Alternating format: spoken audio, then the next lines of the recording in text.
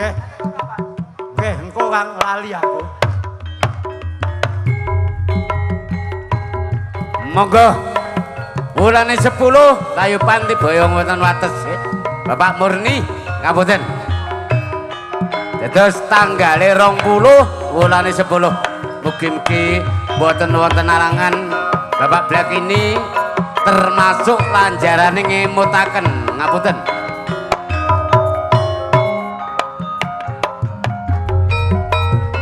Nggih, Bapak Sairin sing punyang Laban sing nembe kagungan ajat tanggale 6. Termasuk Bapak Usup, Bapak Blak ini.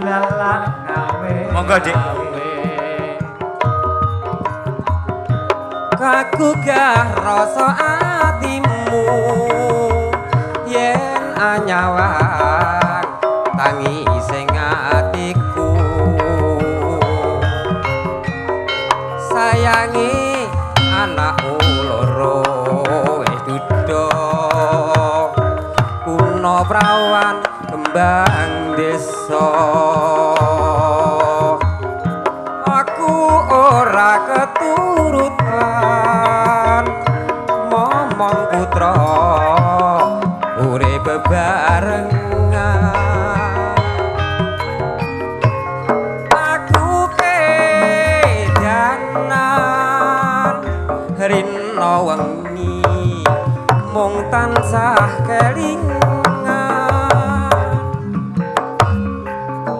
kedanan prawan ibarate kodhok gayuh lintang tak rewangi pati geni pampriye kareben luluh atine aku ora bakal rabi mung sliramu kenyo tak enteni aku kedanan rina wengi mung tansah kelingan kedanan prawan ibarate kodhok gayuh lintang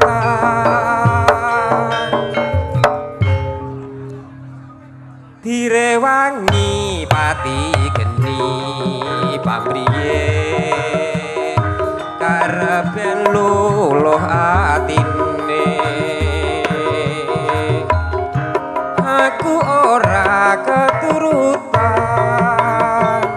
momong putra urip bebarengan Monggo Mas Narto Endek Trisno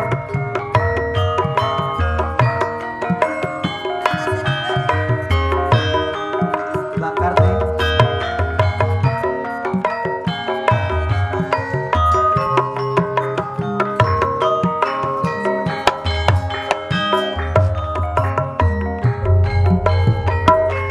rada suwe anggonku nangis dheweke sawetara anggonku mendem tresno pancangaton ing saben wayahe mendalamun bisa gandeng rasa yen sinawang gandes luwes sak solahe yen to mesem katon deki pipite kulitane kuning nemu kiring sapa wonge sing ra pengen nyanyi bebasane arep nyawang angon limpe jane tresno nanging wati bloko kalung januriku paribasane mong selera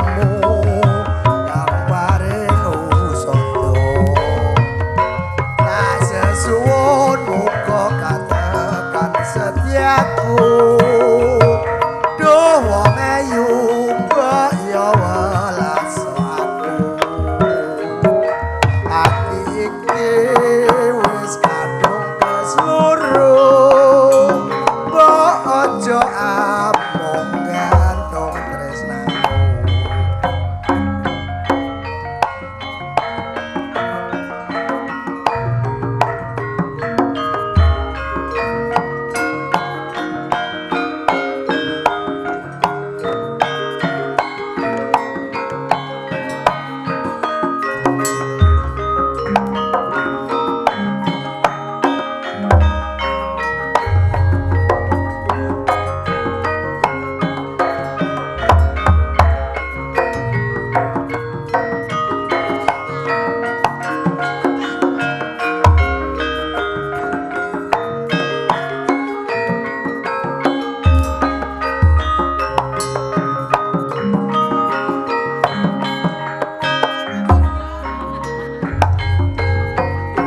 Rada suwe anggonku naksir dheweke sawetara anggonku ngedhem tresna tansah katon ing saben wayahe mendal lamun bisa gandeng rasa yen sinawang gandes luas sak solahe yen to mesem katon demi pipine kulitane kuning nemu kire sapa wonge sing rame nyani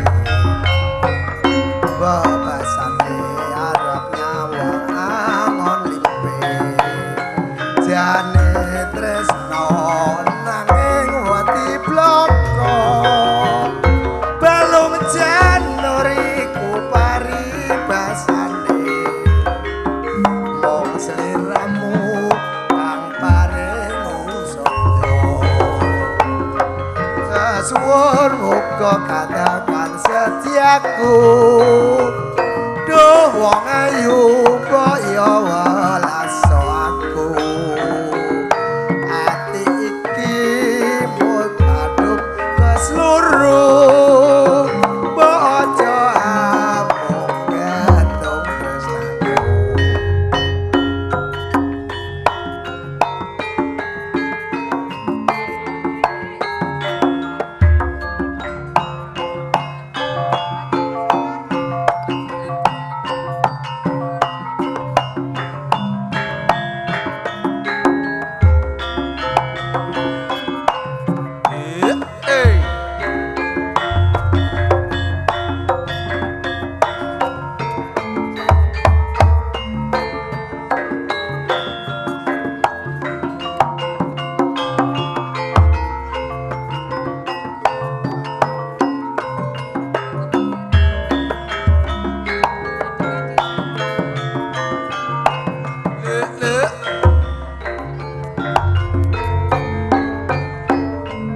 Seprene nggonku ngenteni janji iki prasetya ning ati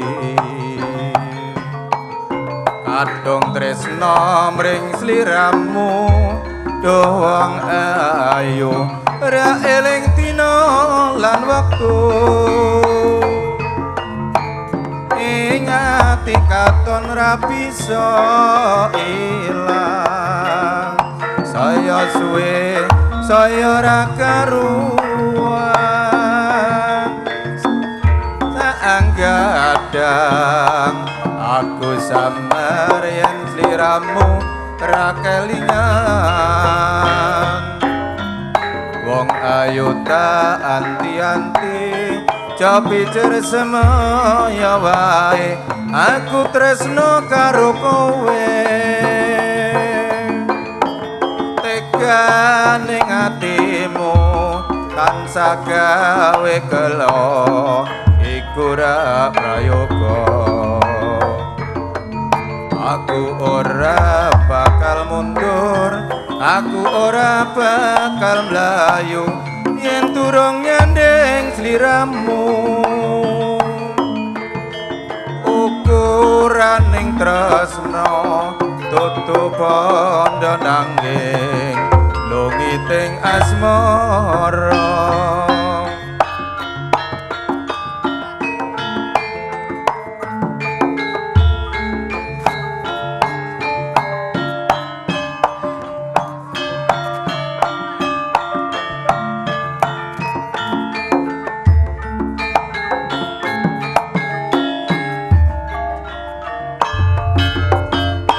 wikatekno kanggo promosi Son Bagus Putra ngledhok winong kali dawir Mas Imam Muslim ingkang kagungan tansah sumadyo rapote kanggo hajatan tes lan syuting penetakan dekorasi terap lan kursi uga peralatan pesta jangan tilali cataran uga nglayani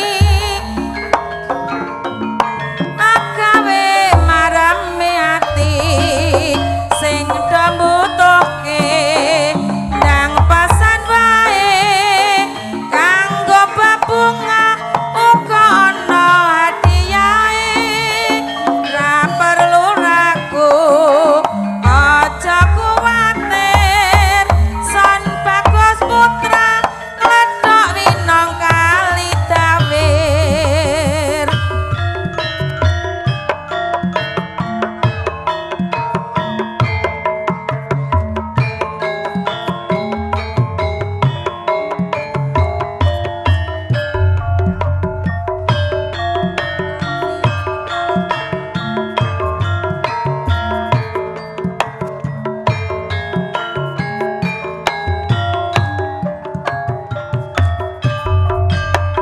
Dawi katekno kanggo promosi Son Bagus Putra ngledhok winong kali dawir Mas Imam Muslim ingkang kagungan tansah sumadyo prapote kanggo hajatan Kes lan syuting percetakan dekorasi terap lan kursi uga peralatan pesta jangan tilali cataran uga nglayani tur komplit tenan agawe marame ati sing mbutuhke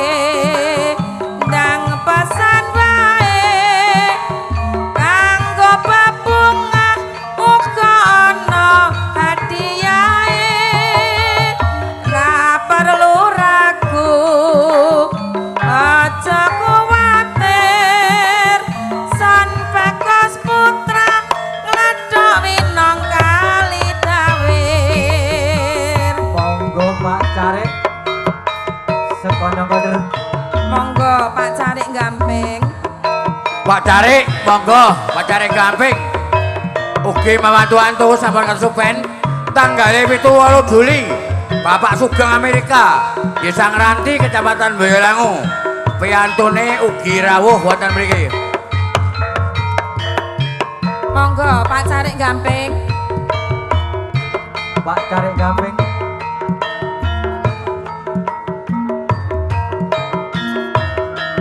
Pak Carik.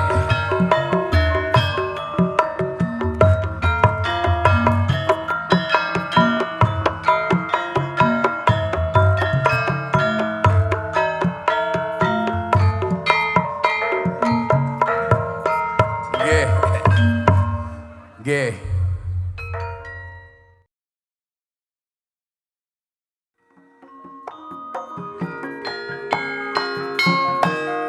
Monggo sing oleh sampur jumeneng nggih. Wara-wara namung lurusne kanca nggih.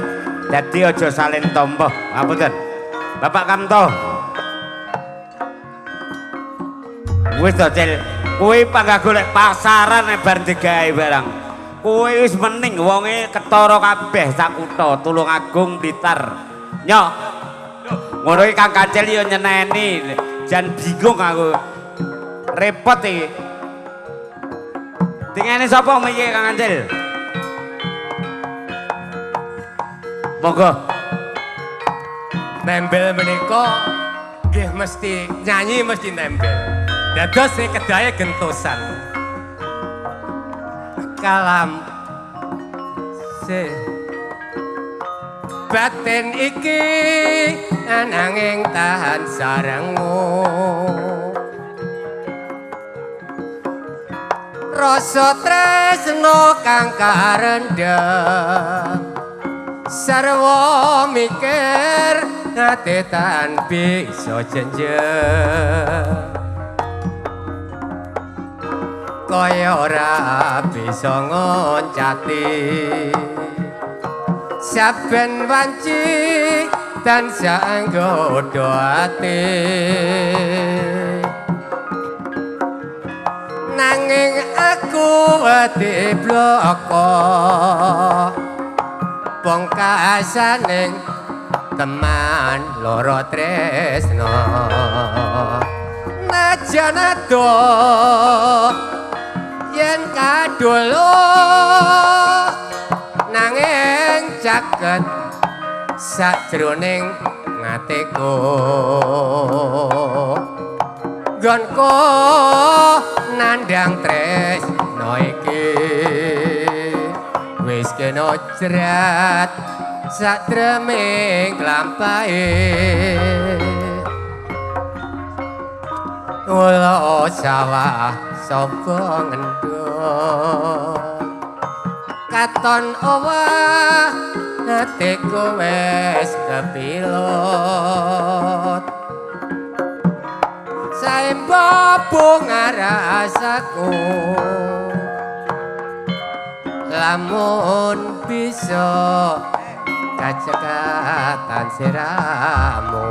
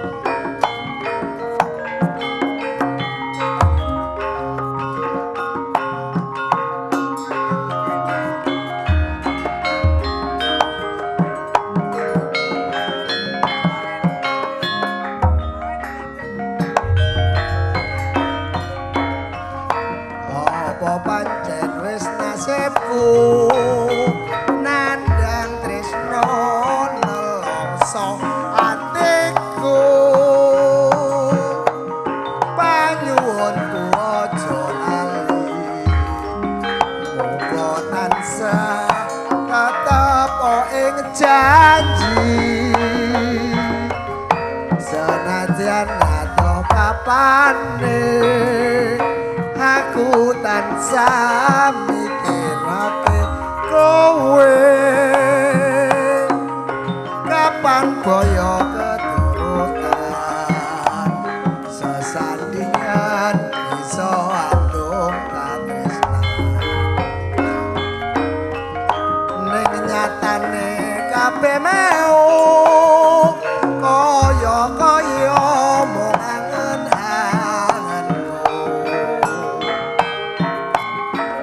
tresnaku ora sumelang mung kahanan kang dadi pepalang najan apa jroning ati yen tresna ora duduane jaring monggo paribasan wakasan tresnaku mung trimo nyawa Ndak pundi Mbak Ayu badhe tindak pundi kating aren tindak wae ra numpak taksi dhewean apa ora wedi imbang nganggo rejak ayu kula kancane Kelarasan mas alias kebetulan belanjane kadar rada kabutan yen purun mas enggal-enggal ngrencangi tekan omah mangke kula paringi Tobel wong lekan golan momongan niki blonjo napa Mbak Yu badhe tindakan sampun gelem mas sampean ampun kuciwa kula ronda hanyaran ditinggal lunga awan-awan lunga blonjo ning pasar paing perawan rondo kanggo kurapati penting menyang Semarang tuku gelang apa anting-anting aja sumalang ya ben rondo dijamin templeng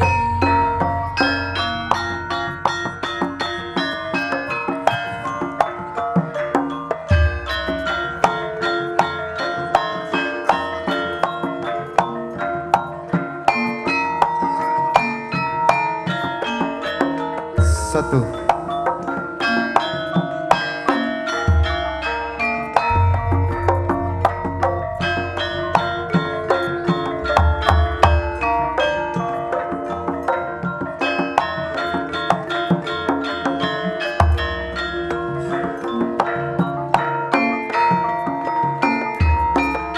ayo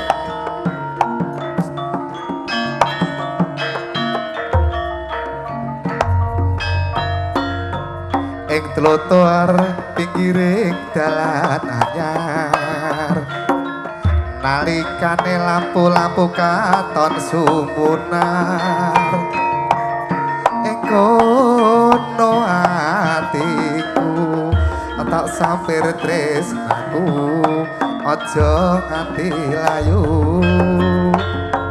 ing paran rasaku wis ora krasan kapan lelengganan ning dalan anyar kakang mas tresnaku apa isih ngenteni baliku anatian tumpukan sewu cerita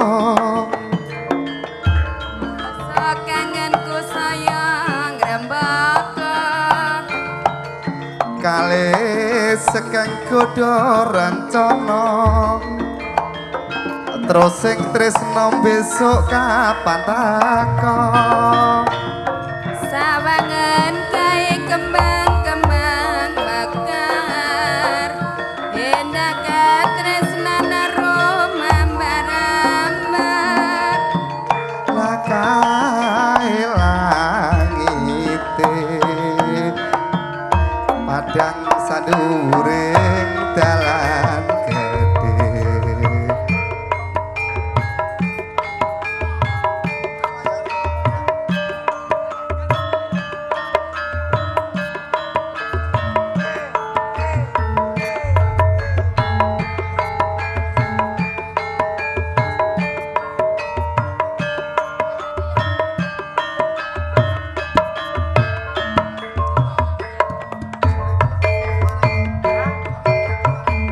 kanca inggih gembira alerap-lerap banyune segara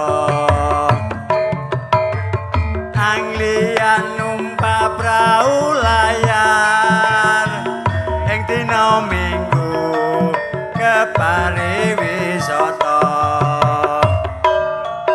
alon prau nun wis nengah yam yum ya banyu pinala ora cemu-cemu karo mesem guyu ngilangake rasa lungra lesung aden jawil mas jebul wis sore witing kelapa katon awe-awe rayogane becik bali wae dene sesuk-esuk tumandang nyambut gawe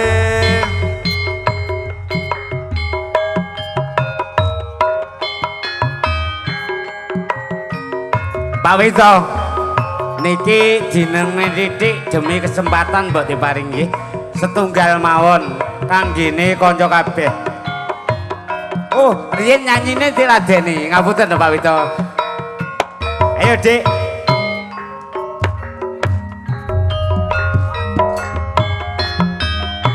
Tak ugemi prasetyamu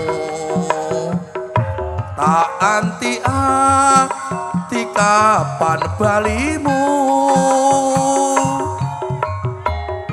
najan abot tesanggaku ben wayamu eling wewayangmu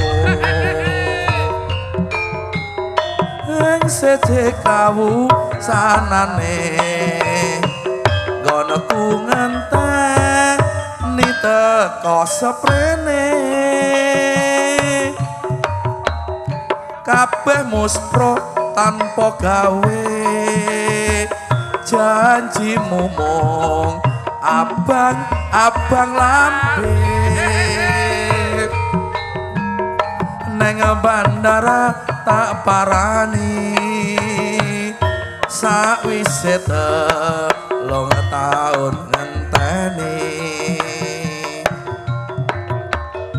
nyatane kowe ra rabi janjimu tak kena tak ugemi niatmu mung edan bondo lirwakake atine wong tresna tega mentala sulaya nyidarake kabeh ing prasetya. Keranten sampun-sampun muga Kang Wito talipan dilanjut.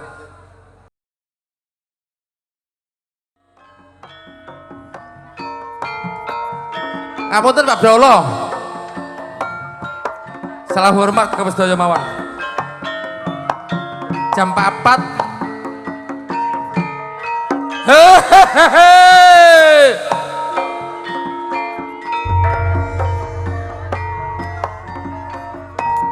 Lorone loro ora kaya wong kang nandawuya mangan ra doyan rajan dolan ning omah bingung kudu weruh wote ngati duh kusumayu apa ora tranyo sawangan iki awakku sing kuru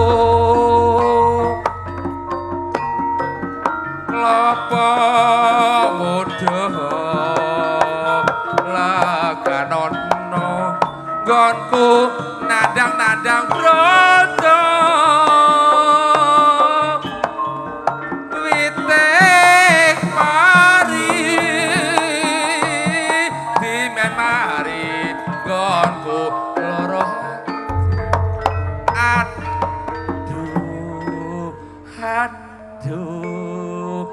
aduh aduh aduh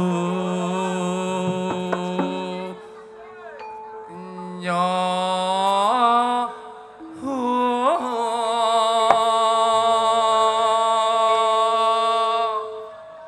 dodoku sumo ora tresno apa pancetku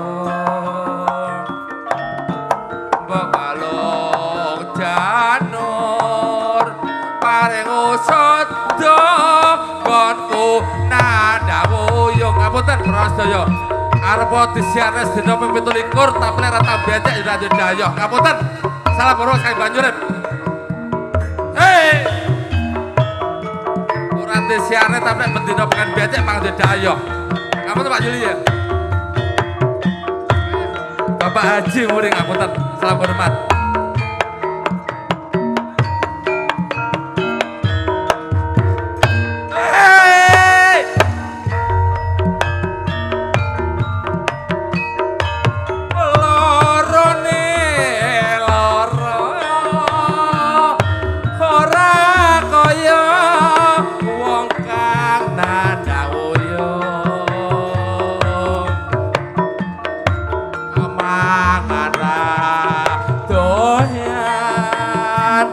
Rajana dolan ning omah bingung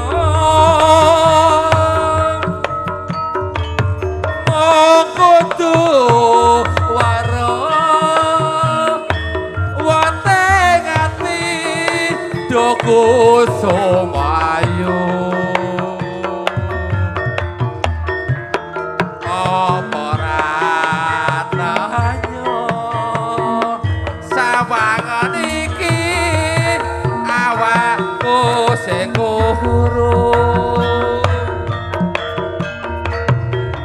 klopo muda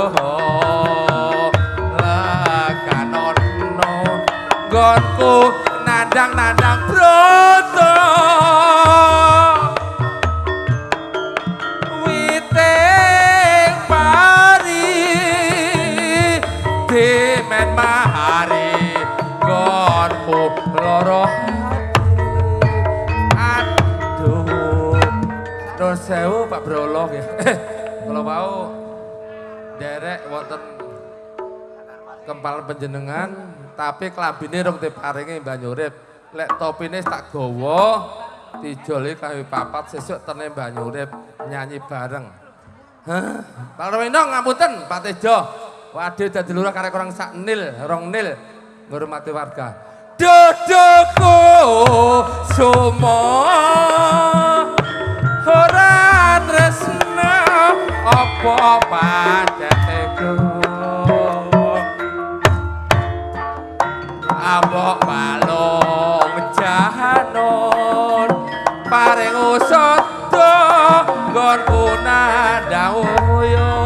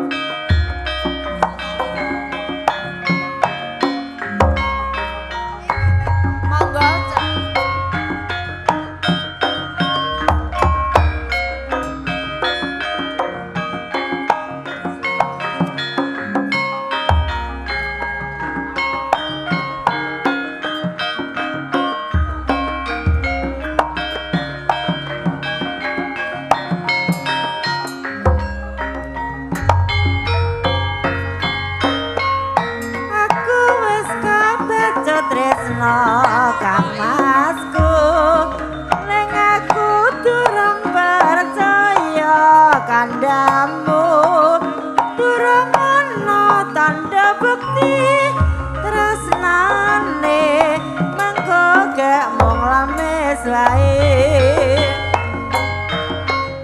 Coba sigaran dadaku cahayu ana tulisane cinta padamu sewu tresno dadi siji oh yayi gandeng raja gandeng ati tuku tresi pati telo tak gorengi sewu ati nganti tuwa tak trenani tuku tresi pati telo tak gorengi sewu ati nganti tuwa tak trenani bumi langit kang pinangka saksine urang tresnane nang kula saumpami doyaye aku ora bakal lali.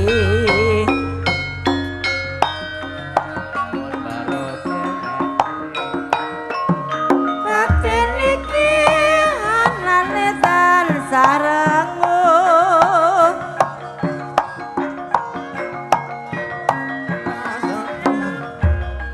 sarwa mikir ati rapi so jenjem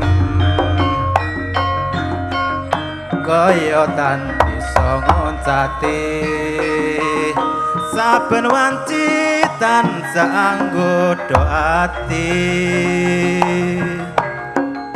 nanging aku wedi bloko pungkasane teman loro tresno najan atuh ing katulu nanging caket sajroning atiku nggonku nandang tresno iki wis kinodrat saterming lampahi kula sawasa ngandhut ketan owah atiku wis kepilo sae bunga rasaku lamun bisa cecaketan sliramu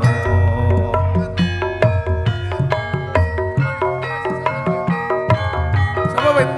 Oh Nijen. Sinten iki nyanyi sapa? Kok.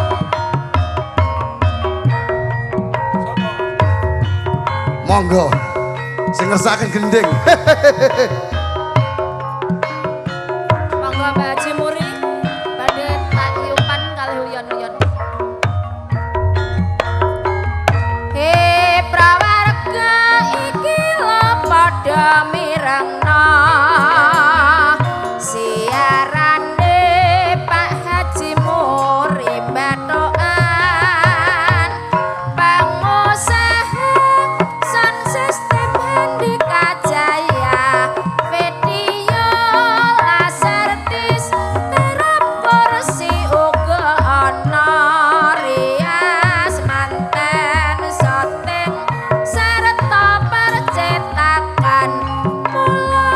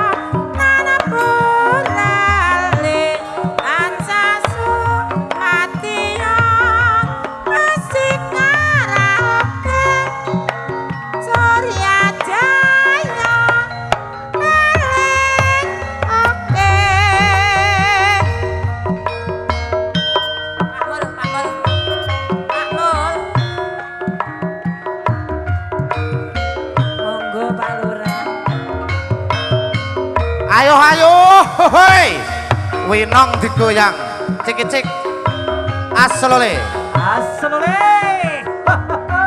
ayo Kang Wito, Nuwun sewu waklipun Paskaran Sampun Janggrang. di sini, di batas kota ini, ingin ku tuliskan surat untukmu. Biar engkau mengerti perjalanan hidupku di dalam menggapai cita-cita.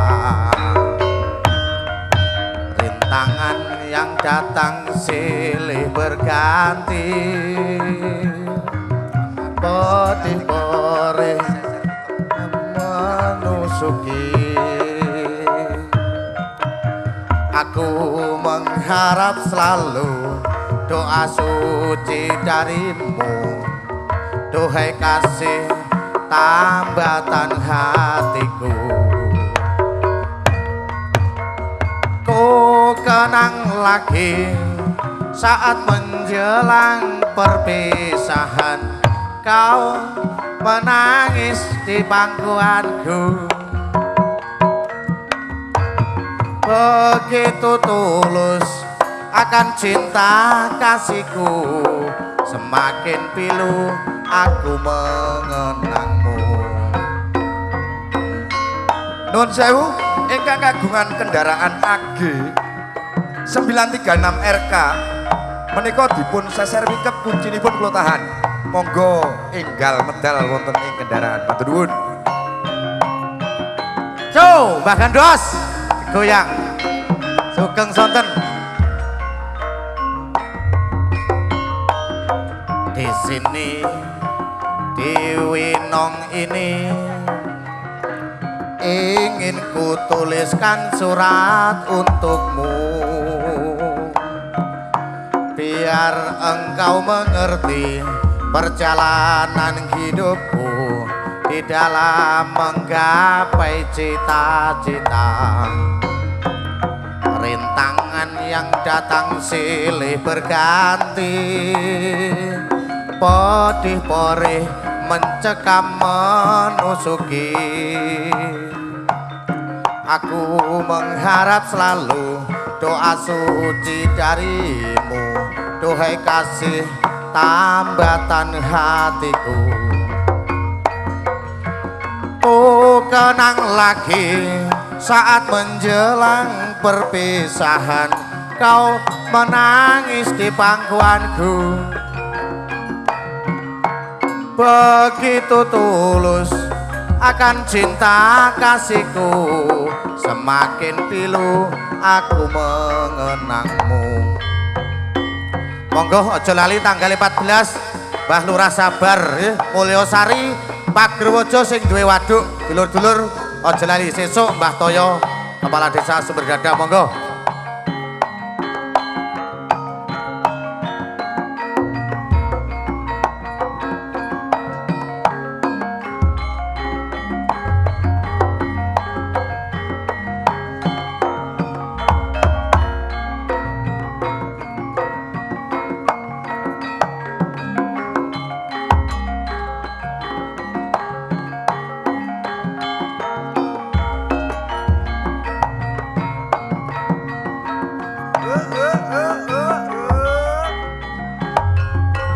Siapa itu si baju biru, putih sepatumu, hitam payungmu, merah bibirmu sayang, siapa namamu, mana rumahmu, ku ingin tahu.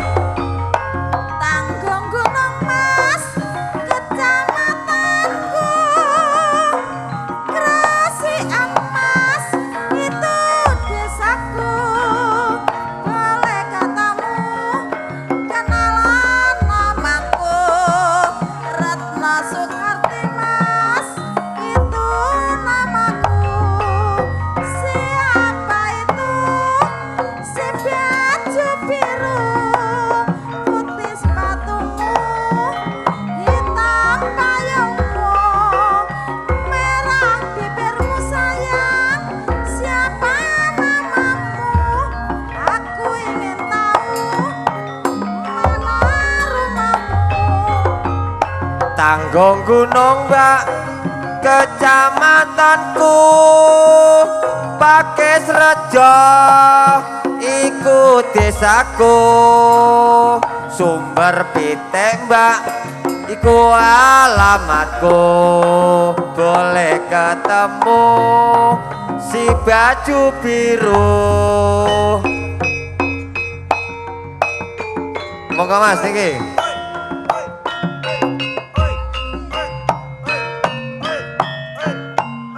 Monggo niki.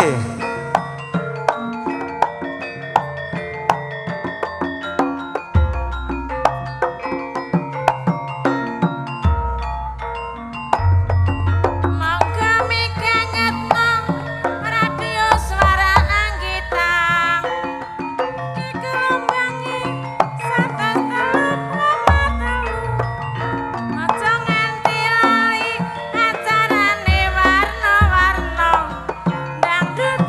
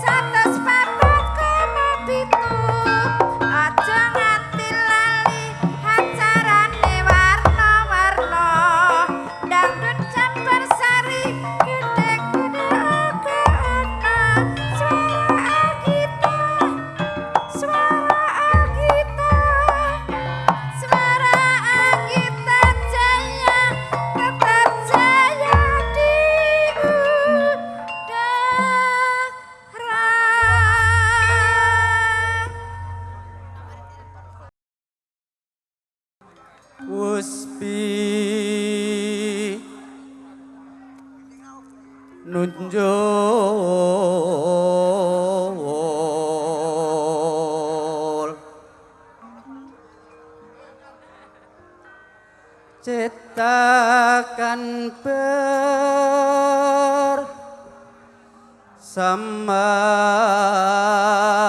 iku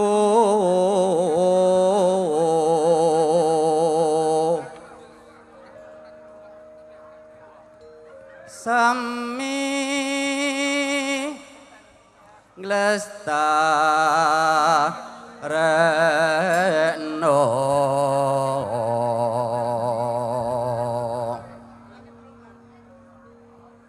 seni kabudayan Jawi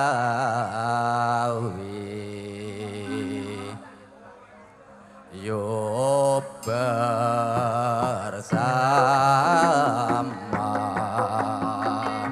yo bersama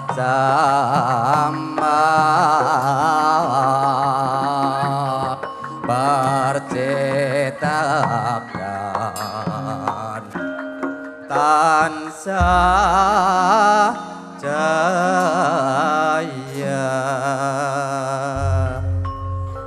Monggo ingkang asal sampur kula aturi jumeneng wonten papan ingkang sampun kasediaaken.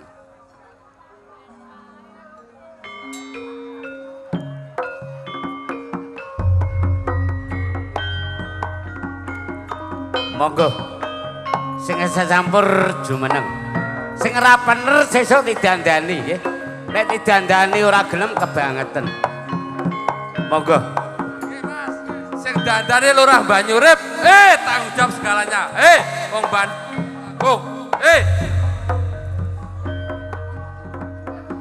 Para kadang kakung putri kula namung saderma wara-wara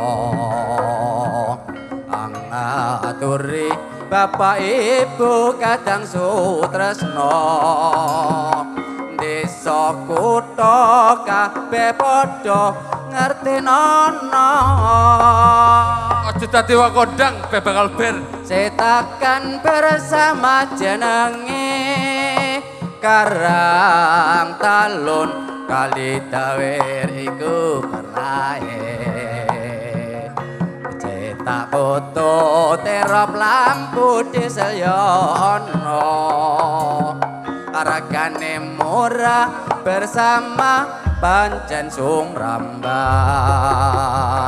aja ragu aja bingung dadi burung teka wae menyang cetakan bersama suara sakita iku mono sound sisteme mesti wae kabeh mau murakabi sehono kang dilayani gawe undangan tas kue ingkang diundang awan bengi uga bisa anglayani cetakan bersama adiluhung angrembaka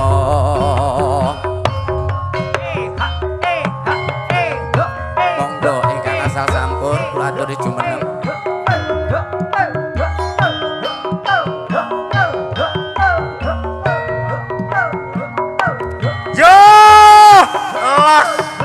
Nenggone winong kok iki kami tuwa winong isik nunggoni kok.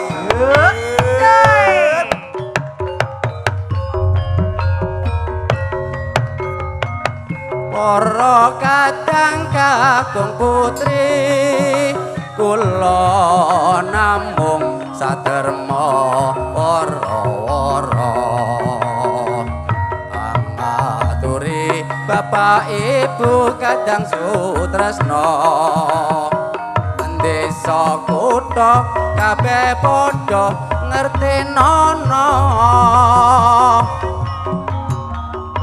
cetakan bersama jenenge Karang Talun kali tawir iku ae cetak foto terop lampu diesel ya ono regane murah bersama pancen sumrambah ojo ragu ojo bingung dadi burung teko wae menyang cetakan bersama suara kita iku mono sound system mesti wae kabeh mau murakabi sehono kang dilayani gawe undangan tas kue ingkang diundang awan bengi uga bisa anglayani cetakan bersama adiluhung tetap jaya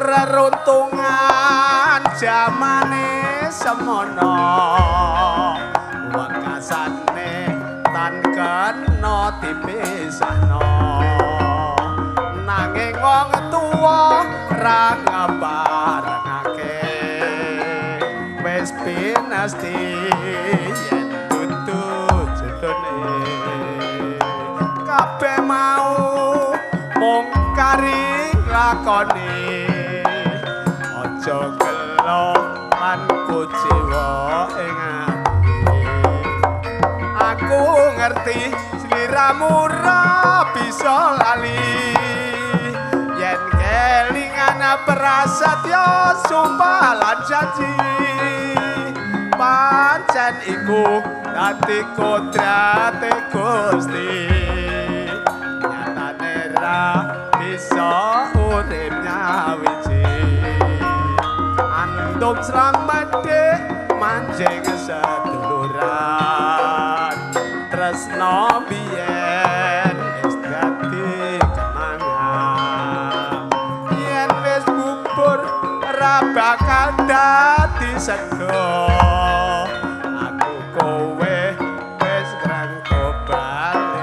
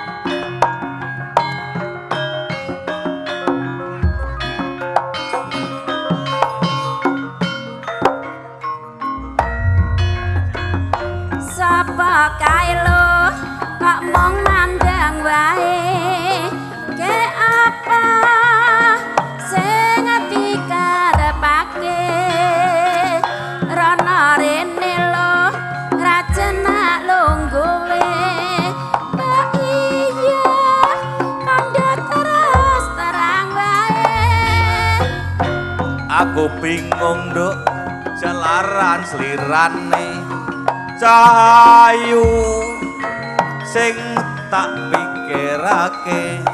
Ah masa Rina wengi nduk mung katon slirane. Ah iya kondo terus terang wae. Alah Tresnaku setengah mati. mbok mawas diri Sago ngenteni aku ora janji bisa urip mukti nganti katinini. jabang bayi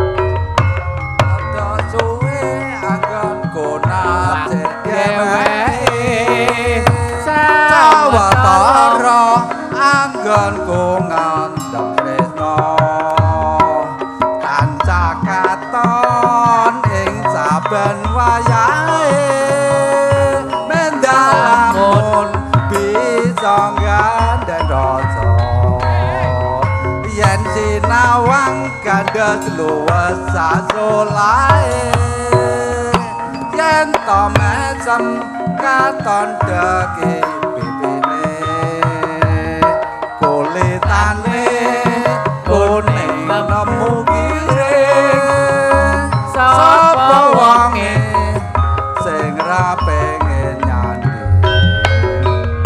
kebasane arep nyawangan limbe jane tresno nanging wati bloko balung janur iku paribasane mong sliramu kang paring usada tak sasuwun muga katakan setyaku duh wong ayu mbok ya welas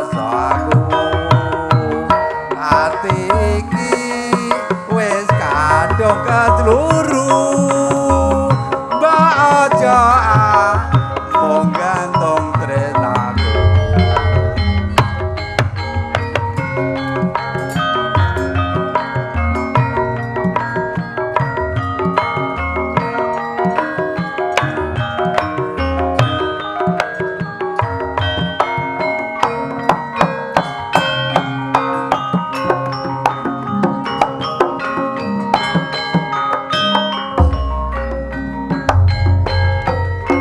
rada suwe anggonku napsen dheweke sawetara anggonku ngandhep tresno tansah katon ing saben wayahe mendalamun bisa gandeng rasa yen sinawang kandhet luwes sak solahe mesem katon deki pipine kulitane kuning nemu kire sapa wonge sing ra pengen nyandi bebasane arep nyawangan limbe jane tresno nanging wati bloko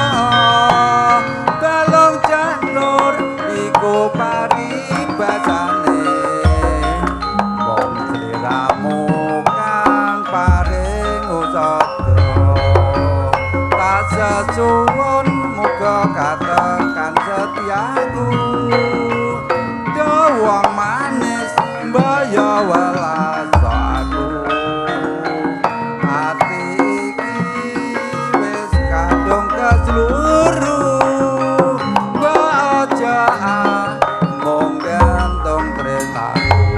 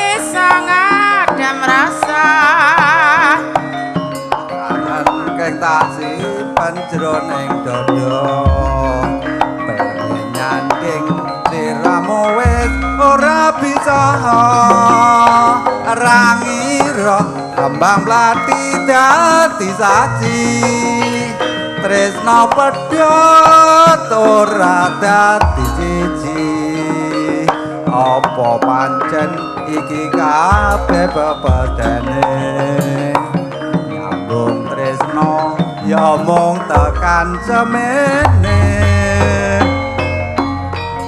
nelongso sajroning ati bisa nrenani ra bisa duweni mung kelingan saben dina nalikane nggonmu sumpah tresno rangira kembang mlati katon layu marga slira mulali janjimu tanpa dosa lan perkara ninggal aku padha tresna nyiksa marang batinku